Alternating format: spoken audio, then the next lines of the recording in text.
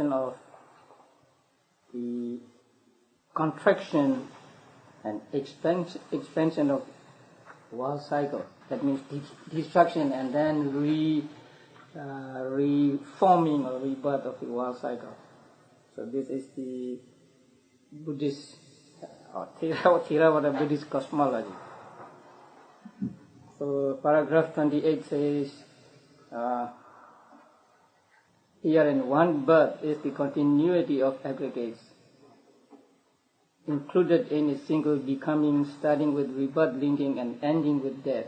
So one birth means one life, so beginning with relinking and ending with death. So too with two births and the rest. So when a monk gets this direct knowledge, then he can remember one birth, two births, three births, and so on. But in the case of many eons of world contraction, etc., it should be understood that the eon of world contraction is an eon of diminution. Actually, it is the destruction of the world, and the eon of world expansion is an eon of increase, that is beginning or reforming of the world. Herein, what supersedes the contraction is included. Oh, what is the meaning of this word supersedes? To replace? It's like it's foremost. It would come first. Right. Take the place off. Very important. But it's more important than I see. No, it is not meant here. What is meant here is just which follows. So what follows the contraction? So there are 4 periods. The world being destroyed, and then remaining in the destroyed state, and then reforming, becoming a new world, and then remaining as a new world. So there are four periods. So what supersedes the contraction means what follows the contraction is included in the contraction, since it is rooted in it. That means because it comes after it. And so do what follows the expansion is included in the expansion. So we get 4 of the world eons, 4 incalculables of the eon. And what for the contraction, what follows the contraction, the expansion, and what follows the expansion. So therefore, they are called incalculables because there is no saying of how long, how many years they are, millions and millions of years. Here and there are 3 kinds of contraction. That means destruction. So destruction due to water, destruction due to fire, and destruction due to air. So there are 3 causes of destruction of the world. Also there are 3 limits to the contraction, the destruction. The Abhasara, streaming radiance, Brahma world, that of Subhakina, refulgent glory, and that of the Vihapala, great fruit. When the eon contracts owing to fire, all below Abhasara Brahma world is burnt up by fire. When it contracts owing to water, it is all dissolved by water up to the Subhakina. When it contracts owing to air, it is all demolished by wind up to the Vihapala Brahma world. So if you look at this chart, you find these worlds. So this is the diagram of the 31 planes of existence taught in Buddhism and Abhidhamma. So at the bottom we have number 1 Niraya, that is hell, and then 2, 3, 4 Tirachana. Number 2 is animal kingdom. Number 3 is hungry ghosts, and number 4 is Asura. They are a kind of ghost, but not the same as the number 3. And then as far as Manusa, human beings. So above human beings there are six Deva worlds. So 1, 2, 3, 4, 5, 6. And above the Deva world are the Brahma worlds. So the first plane is called the first jhana world. So There is number 1, Brahma Parisajya, number 2, Brahma Purohita, and number 3, Maha Brahma. The next one, 4, 5, 6. These 3 are called second jhana planes. And then 7, 8, 9, third jhana planes.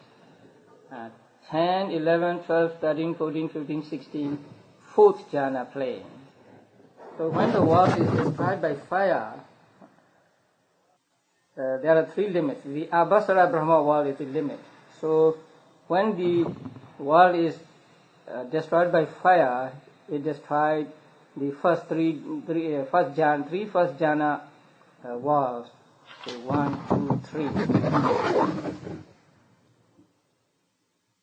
So Abhasara is the limit there. And then when it is destroyed by water, and 4, 5, 6 are also destroyed. So its limit is Subhakena. And when the world is destroyed by air, it goes up to means just reaching Vihapala number 10. So these three planes, the first jhana plane, second jhana plane, third jhana plane. So the first jhana plane, up to the first jhana plane, is destroyed by fire. Up to the second jhana plane, I mean including the seventh jhana plane, by water, and up to including the third jhana plane, destroyed by air or wind. Then the upper worlds are not destroyed when the lower world is destroyed. In breath, it is always one of the Buddha fields that is destroyed. So there are 3 Buddha fields. But the Buddha fields are of 3 kinds. That is the field of birth, the field of authority, and the field of scope. The field of birth is limited by 10,000 world spheres. That means 10,000 something like universes that quaked on the perfect ones, taking rebirth, linking, and so on. So it is said that when Buddha takes conception in his mother's womb, then the 10,000 world spheres quake, they shake or tremble. And at his birth, at his enlightenment, and so on. So these are called the field of birth. And the second is the field of authority. The field of authority is limited by 100,000 million. That is not right. A million. A billion. No. I don't know what to call that. A million. Not 10,000 million. I mean 100,000 million. Wall spheres where the following safeguards means just paraders, chantings, efficacious. That means the power of the paraders spread to all these a million wall spheres. So you recite parada here, and the power of parada will pervade the whole of these a million wall spheres. And that is the Ratana Sutta. That is a jewel Sutta. And the Khanda Sutta. Khanda Sutta is for snake bite and so on. And then the Jagas Parita, and it is found in Sanyutta Nikaya. It is when you are afraid of something, you recite the Jaga Sutta. And then Atanadiya Parita is found in Diga Nikaya, and that is for protection against ghosts, demons, and so on. And the Mora Parita, and that is protection against being imprisoned or something. Mora means a peacock. So when Buddha was reborn as a peacock, the hunters tried to snare him, and it is said that he recited this sutta, and so he was able to escape being caught for many years. The field of scope is boundless. The third field is boundless, immeasurable. So we cannot say there are million world spheres or whatever. So that is boundless. As far as he wishes, it is said. The perfect one knows anything, anywhere that he wishes. So one of these three Buddha fields, that is to say, the field of authority is destroyed. So when the world is destroyed, the field of authority is destroyed. That means a million world spheres. But when that is being destroyed, the field of birth also gets destroyed because it is included in the field of authority. And that happens simultaneously at the same time. And when it is reconstituted, that happens simultaneously. So these world cycles, the field of authority are destroyed at the same time and reconstituted at the same time. Now it should be understood how its destruction and reconstruction come about thus. Now this is Buddhist genesis.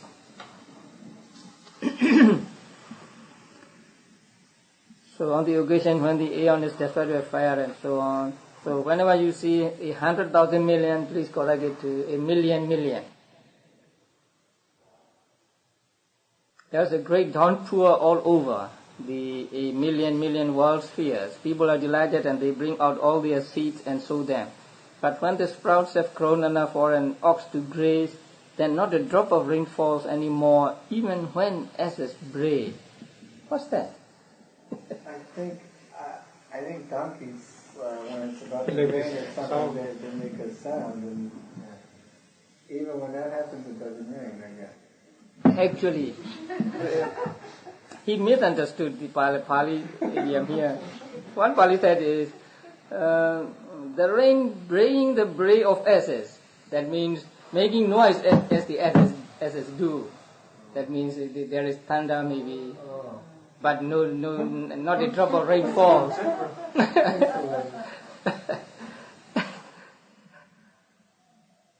So the noise of thunder may be similar to those made by asses, donkeys. So no rain fall, and the rain is withheld from then on. That is what the Blessed One referred to when he said, and this is found in Anguttara Nikaya. So Gradual Sayings, Volume 4, page 64, and that sutta, in that sutta, Buddha talked about seven suns rising at the end of the world. And then in the paragraph 34, about 1 to 3 lines, deities come to know that at the end of 100,000 years there will be the emergence of an eon. Actually, destruction of an eon, not emergence. Destruction of an eon, and they travel up and down the haunts of men, their heads bared and so on. And also about 4 or 5 lines down, another emergence there. So they make this announcement, good sirs, at the end of 100,000 years from now there will be the destruction of an eon. So human beings and earth deities hear their words, they mostly are filled with the sense of urgency. They become kind to each other again and make marriage with loving kindness, etc. And so they are reborn in the divine world. So at the end of the world, every being dies and then reborn in a Brahma world. There they eat divine food and they do the preliminary work on the air, kasina and acquire jhana. So first they are reborn in the Deva world, and then from there they are reborn in the Brahma world. Others are reborn in a sense sphere divine world through karma to be experienced in a future life. For there is no being traversing the round of rebirth who is destitute of karma to be experienced in a future life. That means there may be some being who could not do anything to be reborn in that life, say to be reborn as a deva or as a deva. But every being has a store of karma in the past, and so as a result of that store of karma, they are all reborn in the deva world, and then from the deva world they go up to the Brahma world. So since the world is to be destroyed, all the human world, animal world, and then Deva world, even the Brahma world is to be destroyed. Beings have to be reborn out of reach of this destruction. So it is said that every being will be ultimately reborn, and being just before the destruction of the world will be reborn in the Brahma world. So let us say there was a proclamation that in a 100,000 years the world is to be destroyed, and so people got afraid, and so they become good to each other, they practice meditation, and they will they will be reborn as devas, and then from that they will be reborn in Brahmas. So at the end of a long period after the withholding of the rain, a second sun appears, then the second sun appears. And this is described by the Blessed One in the very beginning, the same sutta. Satta Surya means seven suns. So the name of that sutta is Satta Surya Sutta. So Satta means seven, Surya means sun. So 7 suns. Now when that has appeared, there is no more telling night from day. As one sun sets, the other rises. So there's always day and no night. The world is uninterruptedly scorched by the sun. And then, but there is no sun deity in the eon destruction sun, as there is in the ordinary sun. So Buddhists believe that there are guardian deities of the sun, of the moon, and so on. That is the natural sun. But the second sun which arises here for the destruction of the world, that there is no guardian deity. Now when the ordinary sun is present, thunder clouds and mere still vapor, what's that? Across the sky. Is it a usual expression in English? I cannot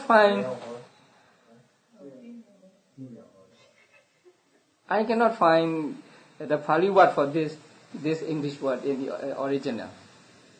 They are like the wispy clouds. Yeah, Dhuma Sika. That means, yes, Dhuma means vapor or smoke. Poetic license. Okay. So, beginning with the rivulets, the water in all the rivers except the 5 great rivers dries up. So, when the second sun comes up, water in the small rivers dries up, but not in the 5 great rivers, because they are talking about India, and so it is believed that in India there are 5 great rivers: the Ganges, Yamuna or Jumna, Sarabu, Saraswati, and Mahi. These are the 5 great rivers. So for America it would be Mississippi. So the water in these 5 great rivers or great rivers have not yet dried up. Then after that, at the end of a long period, so it will go on a long period, long time, a third sun appears. And when that has appeared, the great rivers dry up too. So, third sun, fourth sun, fifth sun, sixth sun. And then, what happens when the seventh sun arises? And a million world spheres are the same as this one. After that, at the end of a long period, the seventh sun appears. And when that has appeared, the whole world sphere together with the million other world spheres catches fire. So when the seventh sun arises, then everything catches fire. Even the summits of Sineru, that means Meru, the mountain believed to be at the center of the world cycle, 100 leagues or more high, crumble and vanish into space. The conflagration mounts up and invades the realm of the 4 kings, that means Devas. When it has burned up all the golden palaces, the jewel palaces and the crystal palaces there, it invades the realm of the 33. And so it goes right on up to the plane of the first jhana. When it has burned 3 lower Brahma worlds, it stops there at the Abhasara world. As long as any formed thing, that means anything, the size of an atom still exists, it does not go out. But it goes out when all formed things have been consumed, so nothing was left. And like the flame that burns ghee and oil, it leaves no ash. We have the sutra that this is the sutra that this is from. Is this authority is firmly based as the other sutras? Is it,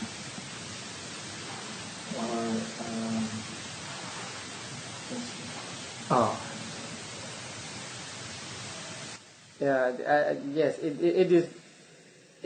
is equally authoritative as other sutras, but not all mentioned here are from the Sutta. In the Sutta, Buddha said that at some time there will appear the second sun, third sun, and so on. But the details are filled in by the commentators. So they may or may not be the explanation given by the Buddha, but maybe they are filled. They are added later by the commentators. So the world goes on like that. So the upper space is now all one with the lower space in a vast gloomy darkness. So there was all darkness. And then at the end of a long period a great cloud arises, and at first it rains gently, and then it rains with ever heavier deluges, like lotus stems, like rods, like vessels, like palm trunks, more and more, and so it pours down upon all the burnt ashes in the 100,000 million, a million world spheres till they disappear. Then the winds, forces beneath and all around that water rise up and compact it and round it like water drops on a lotus leaf. How do they compact the great mass of water? By making gaps, for the wind makes gaps in it here and there. So this is the reconstitution of the world. So the world was destroyed, and it remains in the destroyed state for so many eons. And then the world formed again. So when the world, at the beginning of the forming of the world, there was a great rain. And then it pours down upon all the burnt ashes and areas in the million world spheres. And then the water was formed by the air into something like a ball. So round it means make the water round, like water drops on a lotus leaf. Now, being thus compressed by the air, compacted and reduced, it gradually subsides and it sinks. The lower Brahma world reappears in its place. So it is the beginning of the world again. Then the beings that were reborn first in the Brahma world of streaming radiance fall from there with the exhaustion of their lifespan. So the first beings in the present world were those who fell from, that means who died in the streaming radiance realm of Brahmas and then reborn here on the earth. So they were the first human beings in the present world, fall from there with the exhaustion of their lifespan, and when their merit is exhausted, and they reappear here. They are self-luminous and wandering in the sky. So they are said to be self-luminous because there were no suns and no sun and moon yet, but they have radiance of their own, and so they go about with that radiance, and they wander in the sky, and they can fly in the sky. On eating the essential humus, as is told in the Aganya Sutta, this is Sutta number 27 of the dialogues of the Buddha, they are overcome by craving. That means there is something like a cream on the earth. So when you boil milk, then you get cream on it. Something like a cream on the earth. And so one man he was curious about that, and so he took some of it and tasted it, and then the taste was very good, it is said. So they were overcome by craving. and then they busy themselves in making lumps of it to eat. So then their self-luminosity vanishes. So this is the downfall of human beings. And it is dark. They are frightened when they see the darkness. Then in order to remove their fears and give them courage, the sun's disk appears full 50 leagues across. So the sun is said to be 50 leagues across, about 400 miles across. And they are delighted to see it, thinking, we have light. And they say, it has appeared in order to allay our fears and give us courage, Surabhava. So let it be called sun, Surya. So the Pali word, in the word Pali word Surya, Sura means to be courageous. So Surya means that which gives courage. So when the sun appears, there was light, and so people were not afraid. So the sun was called Surya. So they give it the name sun or Surya. Now when the sun has given light for a day, it sets. Now it goes off. Then they are frightened again, thinking we have lost the light we had, and they think, how good if we had another light. As if knowing their thought, the moon's disk appears, 49 leagues across. So the difference between the sizes of the moon and the sun is only 1 league. Because if you look from here, they appear just the same size. Because the moon is closer.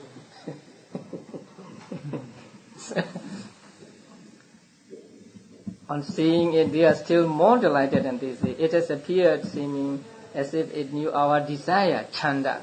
So let it be called moon, Chanda. So Chanda is changed to Chanda. So they give it the name moon to that thing. So moon is called Chanda in Pali. And so it is the word derived from Chanda. Chanda means desire. So to fulfill the desire of the people, the moon disk appears. So the moon is called desire, or something like that, Chanda.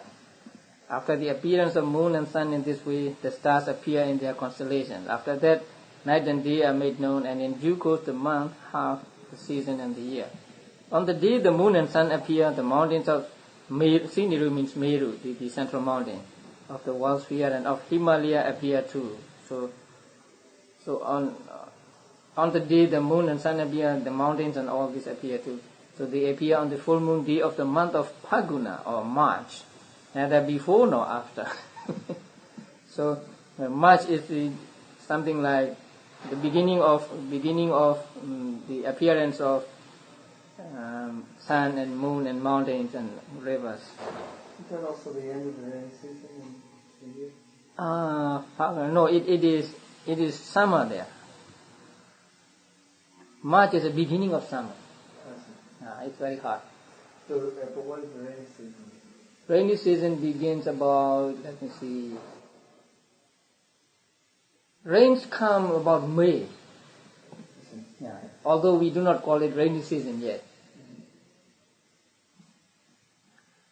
Now, how? Just as when millet is cooking and bubbles arise, then simultaneously some parts are domed, some hollow, and some flat.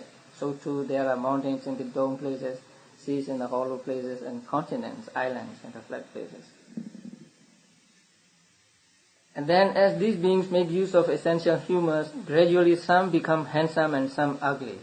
So now they eat something, and so their appearances become different. The handsome ones despise the ugly ones. Owing to their contempt, the essential humours vanishes. Now that cream vanishes, and outgrowth from the soil appears, another thing appears for them. Then that vanishes in the same way, and the badalada creeper appears, some kind of a creeper, maybe sweet creeper. And that too vanishes in the same way, and the rice without red powder or husk that ripens without tilling appears. So rice appears. You don't have to till, you don't have to take off the husk. So just ready-made. A clean, sweet-smelling rice fruit. Then vessels appear. They put the rice into the vessels, which they put on the tops of stones. A flame appears. They don't have to make fire. The fire just appears automatically, spontaneously, and cooks it. The cooked rice resembles jasmine flowers. It has no need of sauces and curry, since it has whatever flavor they want to taste. It's very good, right? As soon as they eat this gross food, urine and excrement appear in them. Then both orifices break, and then male and female appear. And so on and so on. So this is the beginning of the world, according to the teachings of the Buddha. So, and then after that, some people, at that time they do not store anything. Whenever they want, they just go to the trees and then pluck the fruits and eat it. But later on, there was a lazy man, and so he stored something. So when they stored, then the fruits on the tree disappear and so on. So to gradually deteriorate. So when people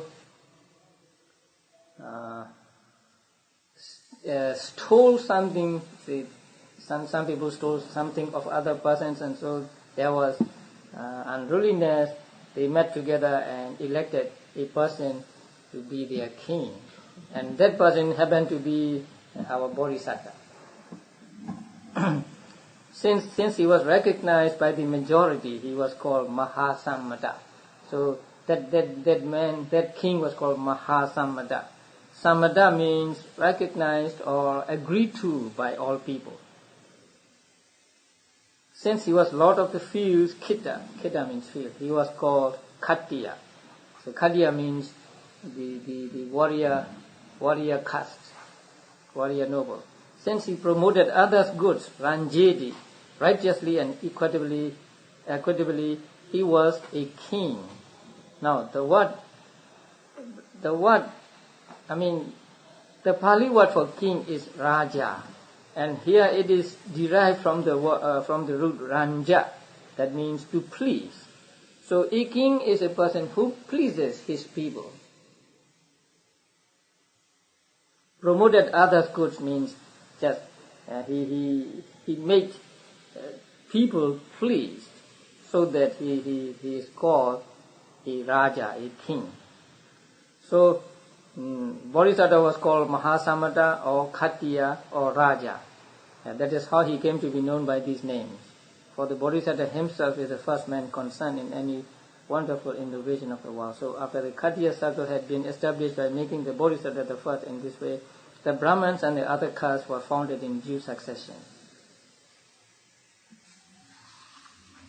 Buddhism does not recognize the supremacy of the Brahmin caste.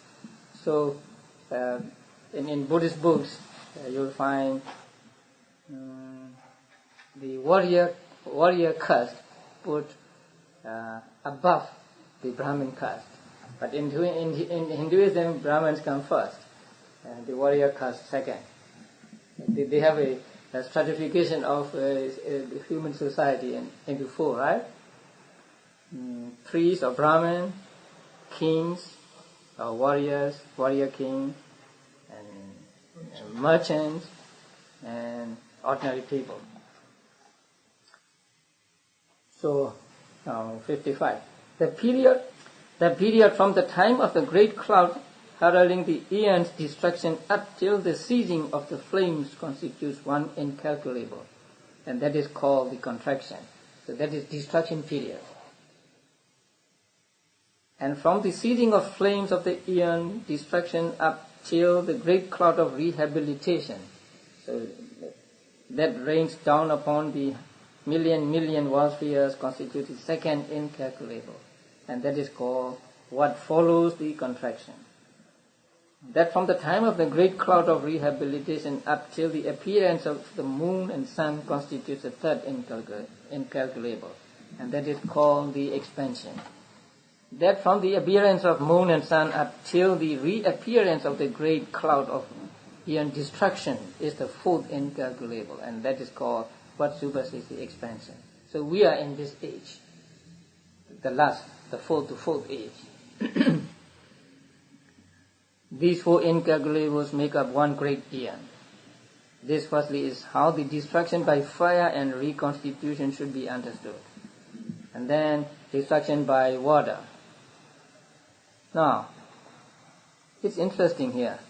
there is this difference, however. While in the former case a second sun appeared, in this case a great cloud of caustic waters appears, like acid rain. It could be acid rain, because it destroys everything. And so when the world is destroyed by water, it destroys up to the 3 second jhana planes, so including the 3 second jhana planes. And when it is destroyed by air, then it includes the 3 third jhana planes.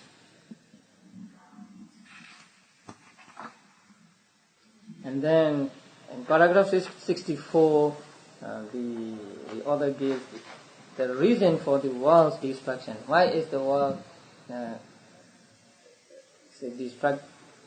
why is there destruction of the world? And the 3 roots of the unprofitable are the reasons. Lobha, dosa and moha are the reasons. When any one of the roots of the unprofitable becomes conspicuous, the world is destroyed accordingly. When greed is more conspicuous, it is destroyed by fire. When hate is more conspicuous, it is destroyed by water.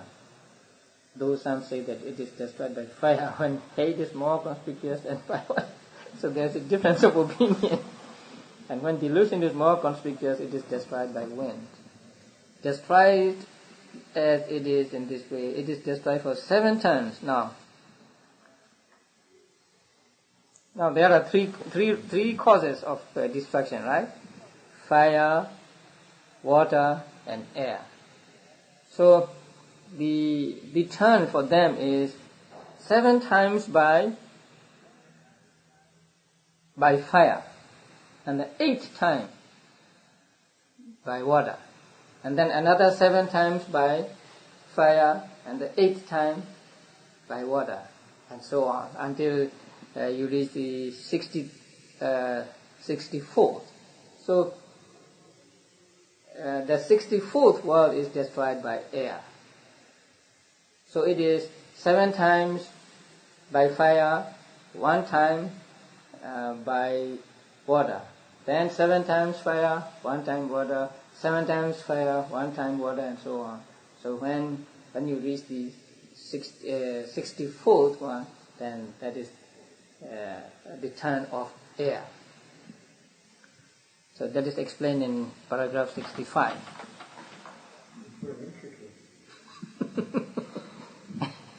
So the person who possesses this direct knowledge sees all these world spheres. Now, when a bhikkhu capable of recollecting eons is recollecting his former life, then of such eons as these he recollects many eons of world contraction, many eons of world expansion, many eons of world contraction and expansion, and how in the way beginning there I was, and so on. So there I was reborn as something, and then from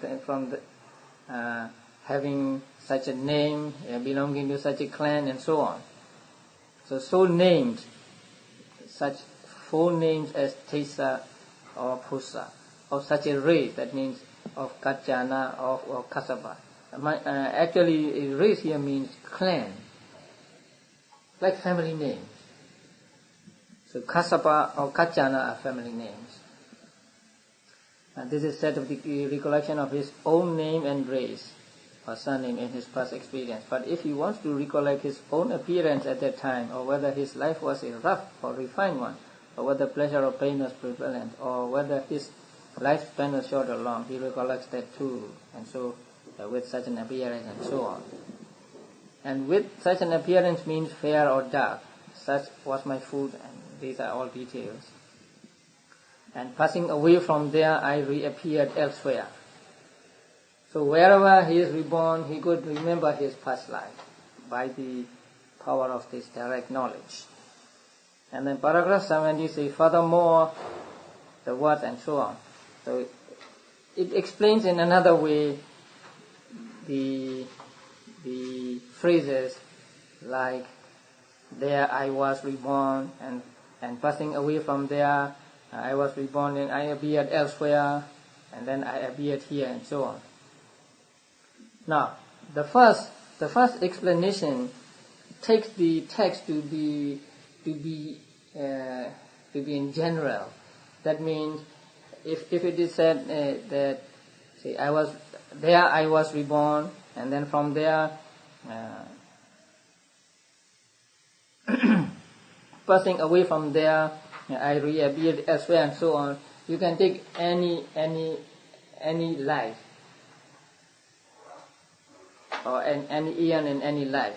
But in the second explanation, beginning with paragraph 70, it is said that that monk goes back gradually from one life to another.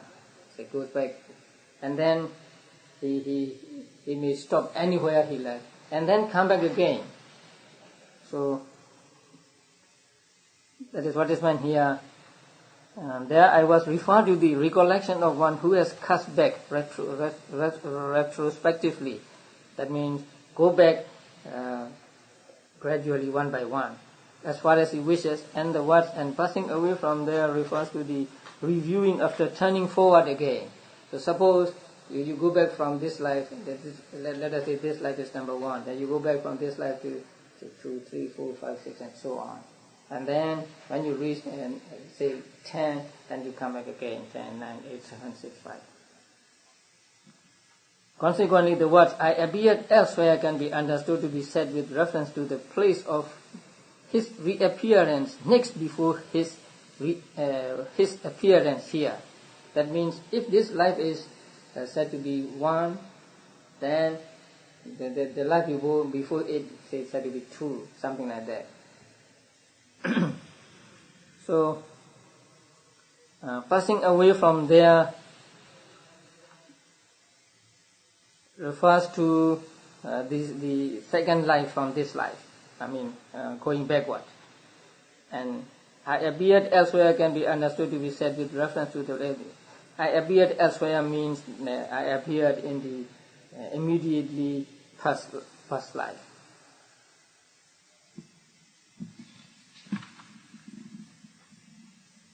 And the words "there too I was," etc. are said in order to show the recollection of his name, race, etc. There in the place of his reappearance, next before his appearance. So, in the second explanation, say, "there I was reborn and so named" refers to, say, the third, fourth, fifth, or and so on in the past.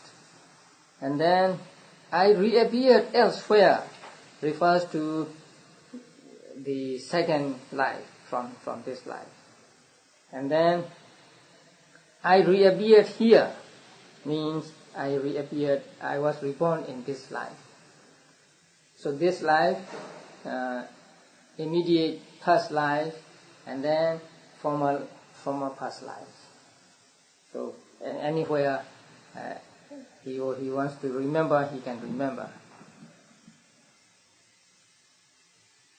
Thus, so with its aspects and particulars and so on. So this is the recollection of past lives. The next one is divine eye, knowledge of passing away and reappearance of beings. They are together here.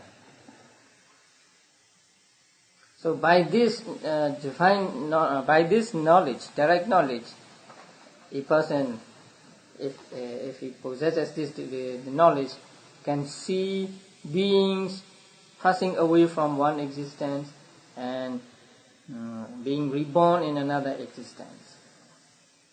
The text is given here in full, taken from Digha Nikaya. Now, about the bottom of the page, the words in italics: "to the knowledge of the passing away and reappearance, Chutupa Patanyanaya, Tutiyaja, Upapateja Nyanaya," resolution of compound. So they cannot be translated. The meaning is, for the kind of knowledge by means of which beings passing away and reappearance is known. So by this direct knowledge, one can see beings dying from one life and then being reborn in another life. And the paragraph 73 gives the definition of the word divine, or the Pali word diva.